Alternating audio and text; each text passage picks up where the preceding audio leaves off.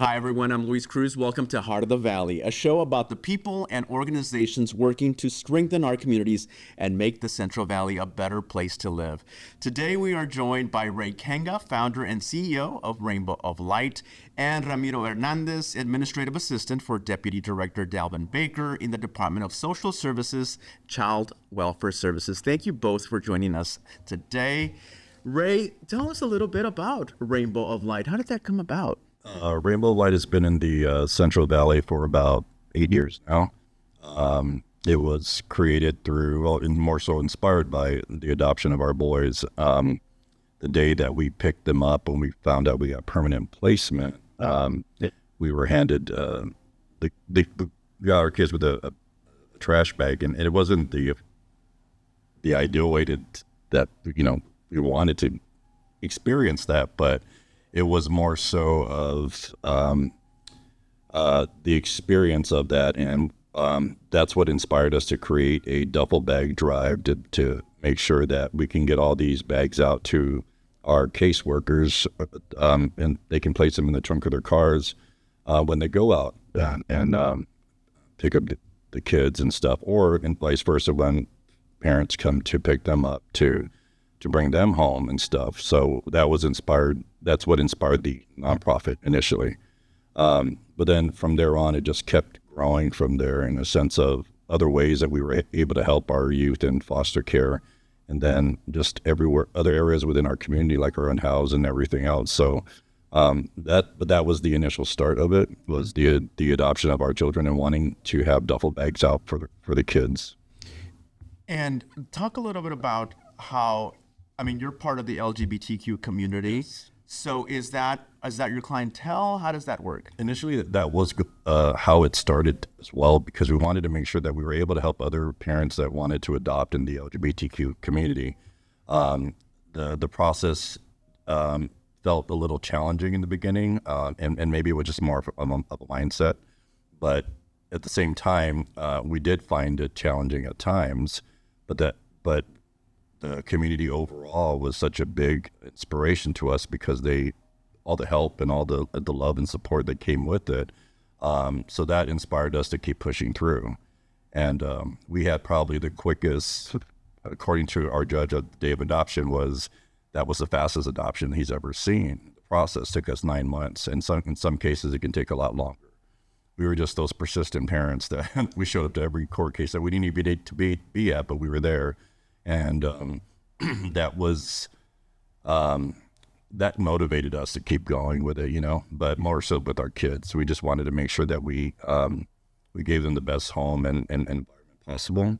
And, but also to understand that, there's a lot of parents out there in the LGBT community that could be adopting, and don't be fearful kind of thing of doing it. The process can be intimidating maybe to most people, but that's not always the case. So, How old were your boys when you adopted them? 4 and 17 months. Okay. Now they're 13 and 9. Wow. So, yeah. Wow. And what kind of a difference has that made with you and your family? Initially we were adopting one, and we found out 2 months into the process that there was a sibling, and we decided to go on and adopt both, which, no regrets whatsoever, but it scared us, because we're like, well, God, 2 kids at the same time. It's like now I know how parents felt when they had twins, but then now you're doing two different age groups too at the same time. So that was a challenge in itself. But it's changed our life dramatically. I never thought I'd be able to have kids. And my mother would always ask me, when are you gonna have kids? And all I had to send her every year were pictures of our dogs. Like, there's your grandkids. But now, and they never got to meet them. And I think that's one of the emotional aspects to it for me as a dad is, my parents got to meet all the other grandkids and not mine. So I want to bring them home one day, and even though my parents have passed, but at least for them to see where I'm from and stuff, and what Dad's family is, or where we were raised and all that stuff, and to be able to have that memory with my kids. Yeah. Yeah. How long have you lived in the Central Valley, and where do you consider home? Well, Fresno now, but I moved out to California in '98 from Guam, and then moved to Fresno in 2004, and then moved to Orange County for 2 years, then came back. I realized it was cheaper to live here in Fresno than Orange County. Right. But yeah, so home is Fresno. Yeah.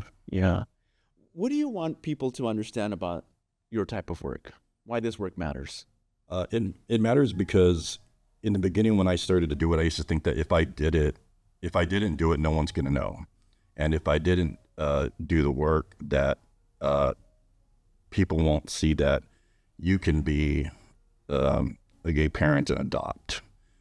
We have friends that are single gay parents and were able to adopt. They didn't think they could, but it was all a matter. And then there was this process after we did adopt that we have actually helped other couples in the gay community reach out to a caseworker that we worked with, and then they were able to adopt and stuff. So we've been a part of other adoptions since we have adopted our children. So yeah, that's the work that I want them to know, that they can go out there and do it, and that the work matters, because if you don't do it, then other people aren't going to know that it's possible. And I could have just sat back at home and just think, well, one day I can be a parent, one day I can be a parent, Mm-hmm. And now that we know that it works, that other people should be inspired by that too, by seeing that it exists, Yeah. So When did you realize you wanted to be a parent? a long time ago, I always wanted to be. But then I was also dealing with the coming out situation, not knowing what my life would be like and stuff. But I also didn't want to live a life of not being truthful to myself and who I was. So, but I always wanted to be a dad. I've always had, that dad figure and mentality, and I have a lot of godchildren in my family. I have 11 god kids total. So it's like, why just have my own? But that's what I've always wanted to be. I wanted to be a dad. Yeah. I guess for people who are watching this and they also have that feeling that they'd like to be a parent someday, but they're not so sure, what would you say to them? To stop second guessing yourself and just go out there and find the information. You can search it up online or find another parent, whether you're single or in a relationship, that you can adopt, and there's a lot of kids in our foster care system that need a home, and just not to be afraid. It could be scary and challenging and life altering, but every one of those moments are important, and I have a good support system with my family too. My family, if I need a babysitter, I can call on my family and stuff, or friends and all that. So you're not going to do it alone. I think a lot of people assume that they will, but no, if you have a good support system, you'll be okay. Yeah. So yeah. Let's talk to Ramiro. Thanks for coming in today. How did you begin working with Ray and Rainbow of Light? Well, I was introduced to him through the previous admin. They told me that there was a group that does backpack donations, Christmas donations, and so that's how I got introduced to Ray and Rainbow of Light.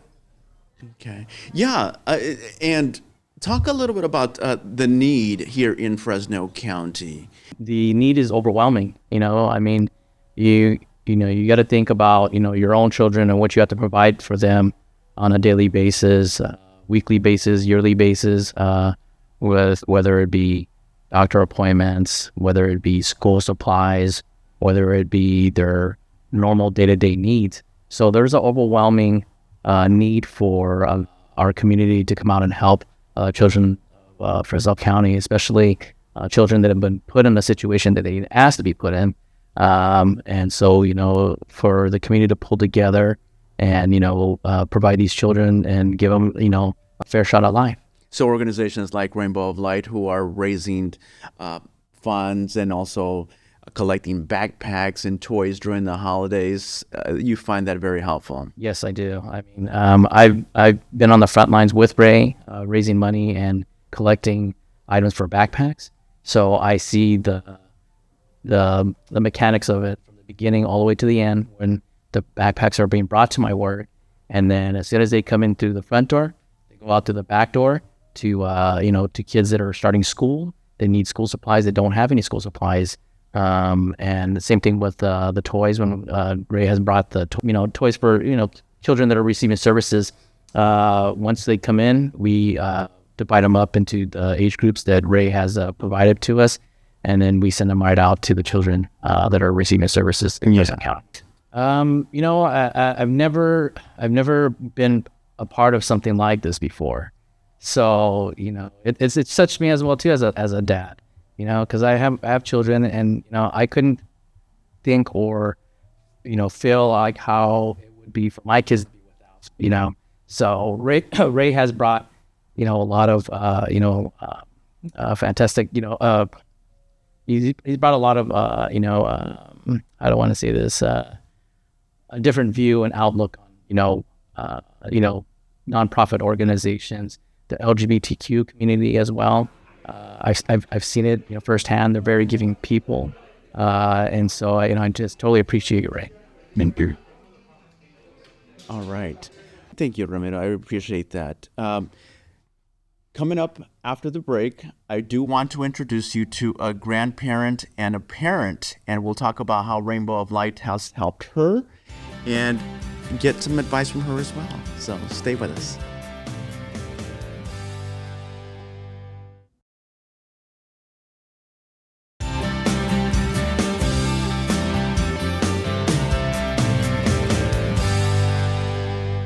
Welcome back to Heart of the Valley. We are joined by Ray Kenga, founder and CEO of Rainbow of Light, and Brenda Janelle, grandmother and parent. Yes, thank you so much for joining us. How did you meet Ray? I met him through them coming to my brother's home. I was a caregiver of him. He had several strokes and he was in the hospice. So the organization came to his home, and they were so wonderful. And they would just come. They gave good resources as to what our needs were as we needed things. And they just helped out so much. And it was so beautiful. And even when I got overwhelmed, they stepped in and took control and gave me a break. And I was able to go and get massages. It was just so a blessing. So they're my family now. At the beginning, it was for my brother. And he was in his last stages. So he was in hospice. I came from the Bay Area to help with him, stayed at his home. And then the organization and the caseworkers started coming in, and he had nurses and everything. So it was such a help and a blessing that we had all these people there to help us go through this, because it was a hardship. Yeah. But I thank God for them, And then now they're helping me and my family. They didn't just cut us loose because my brother passed away. They continued helping us, and they contact us each month what our needs are or holidays, and it's just so rewarding, and I just love them. How long have you known Ray? Oh God, it's been years. Yeah, it's been a few years. Few years. Mm-hmm. Tell us, how did you meet Brenda, and how have you helped her?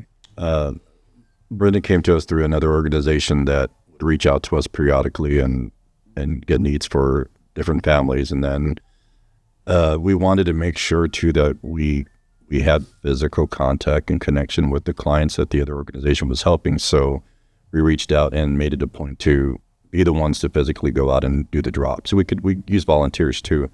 But myself too, I wanted to make sure, and kind of going back to our kids are part of our process of helping the community, and they have gone out and they've met Brenda and her grandson. So we just developed a relationship, and as you can see, she's just a wonderful person. You're gonna make me cry. But we love her, and she just radiates all this light and energy, and she's just such a wonderful person, just in general.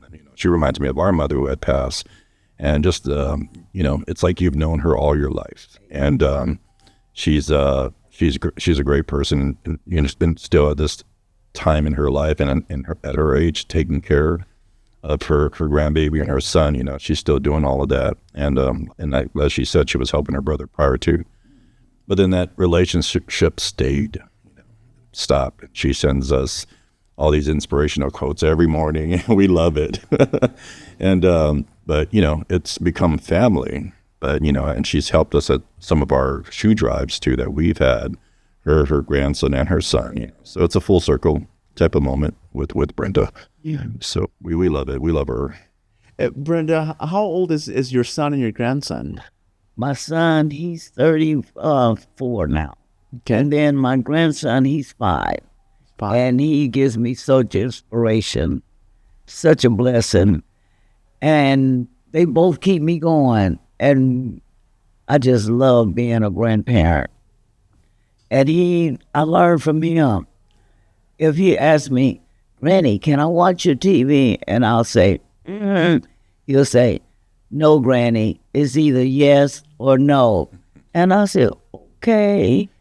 So it's just rewarding to have him in my life. And it keeps me going. Yeah. And it makes me happy. I look forward to it. I'm up early every day so I can be up with him to prepare him, to get him ready for school. He loves school.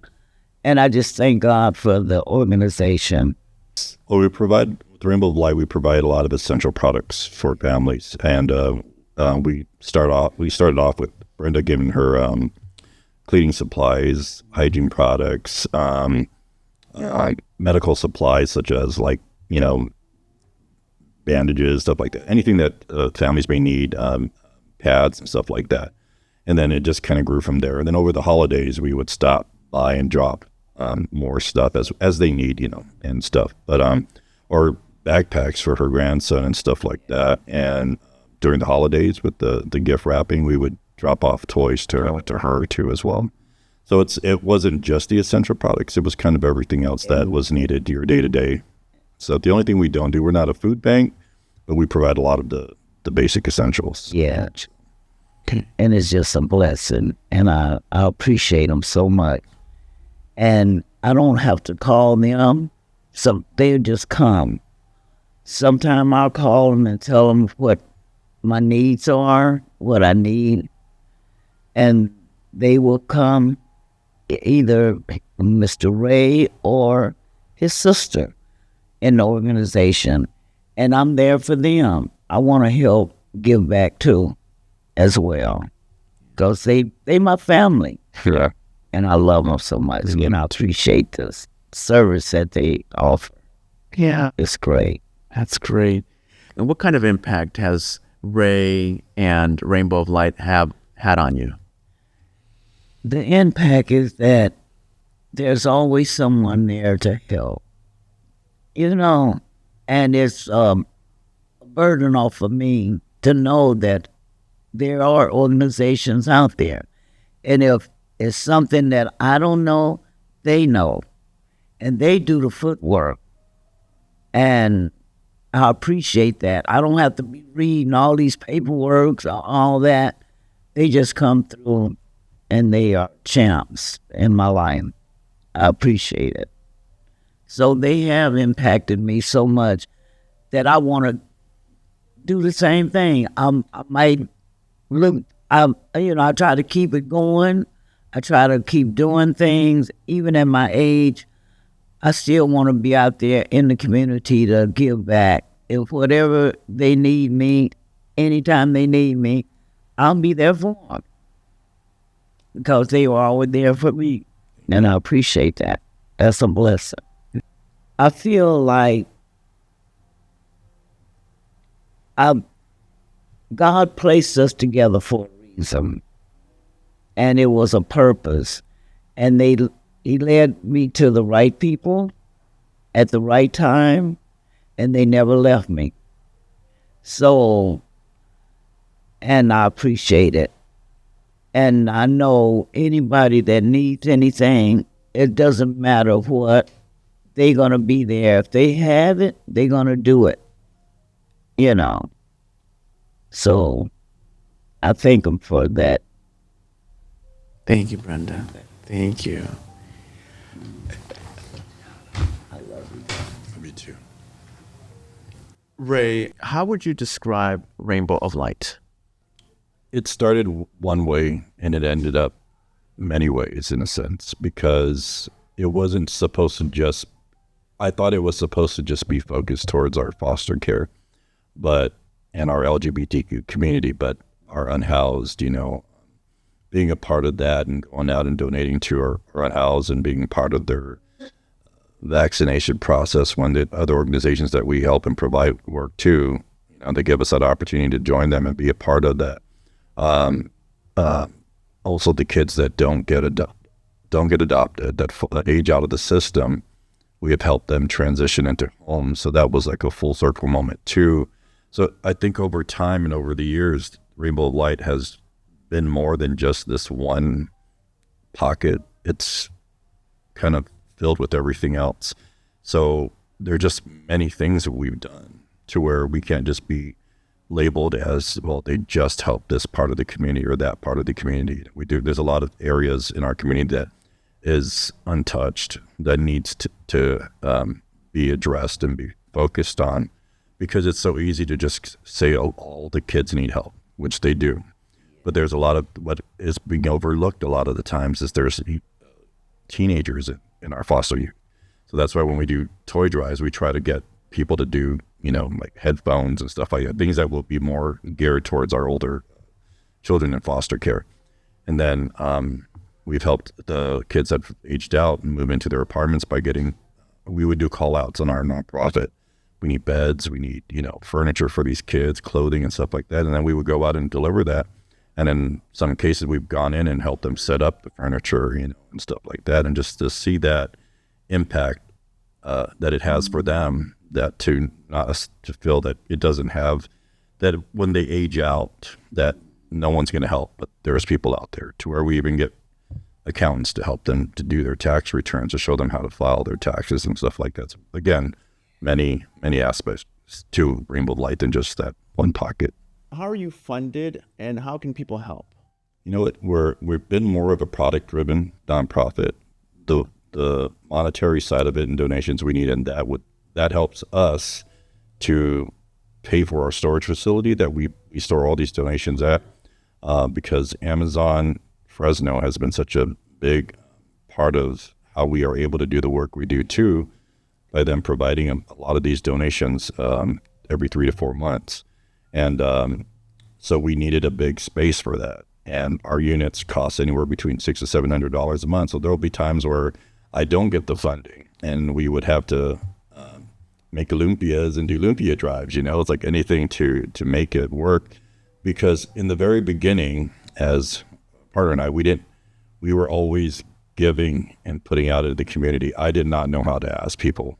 That's why we were like, well, we just make food and we'll do it. My family will help, we'll do it. And it worked, but there were moments of struggles where it doesn't, to where we would have to pay for the facilities out of pocket. And so that's how we can get the help in regards to Rainbow Light. We have had donations given to us over the years here and there, but then that's something too with myself. Like I don't know how to ask for the money or the help. It's tough. But with the help of family and friends like that, we're able to pull through it. But we can definitely use the help to be at a comfort level of not having to worry to do all that stuff on daily, or on monthly rather. So, but yeah. So you have a website where people can get more information. Yeah, rainbowlight.com, or on Instagram and Facebook. Just search up Rainbow Light, and they can look at what we do there and donate if they would like to, and volunteers too. We always need volunteers, so if they can, come out and help and be a part of the community. There's a lot of people like Brenda too that needs help too. So, do you have any upcoming events? Yeah, we have a shoe drive coming up towards the end of February. We don't have the exact date yet, but what that does is we get a shoe drive where it's a type of shoe drive where people show up with the shoes prior to or on the day of, but it's also the same time that we give out the shoes. So people will come, and that's one of the nonprofits that organizations that she's been helping us with. And people come and get shoes, and they love it. They love the whole come and get what you need. It's kind of like a buffet of shoes. So that's coming up, and then prior to or right into the summer, after the summer, we start doing the school drive, the back to school drive stuff. So, but there's a lot of other things we do in between, but those are the bigger things that we do. We just did a coat drive and all that stuff. So. We are talking with Ray Kenga, founder and CEO of Rainbow of Light, and Brenda Junell, one of the clients and people being helped by Rainbow of Light. Any final thoughts? What do you want to leave people with today? I thought about that on the way over here, and that is get out there and be a part of something. Don't be afraid. Don't keep sitting back thinking, well, someone else is going to do it or handle it. Join other organizations, find out what you can do, how you can support, how you can volunteer, because there's a lot of that need out there. And like with myself, I can't do it alone. It takes a village for sure. And but yes, there's a lot of other organizations out there doing similar work as we are. But fostering too, that's big on our list. Being out there, and if you're able to adopt or foster, get out there and do it. Again, don't sit back. We could have sat back, but then we would have never have had our kids, and we would have just kept questioning it the rest of our lives. But now our kids question us. So, yeah, that's what I would hope people would do. Right. Thank you, Ray. Brenda, anything you'd like to add? I'm just so thankful that I'm here in this community, and I've met the organizations, and they're such a blessing to my family and me. And I also like volunteering with them. That is a joy in my life. It's what God leads me to do, and it keeps me going, keeps me young, keeps my body working, and I love it. And my brain, I thank Him. So I thank the organization for all they've done, all that they have done, all they're gonna do, and I'm here for the organization as well. All right. Well, thank you both so much it's been a delight. Thank you both for coming in. Appreciate it. Well, if you're a nonprofit or a community organization, or someone that is making a difference in the Central Valley, we would love to hear from you. Please shoot me an email at lcruz@ksee.com. That's lcruz@kc.com, or DM me on Instagram or Facebook at NewsCruz. That does it for this edition of Heart of the Valley. Thank you so much for joining us. Have a great day, everybody.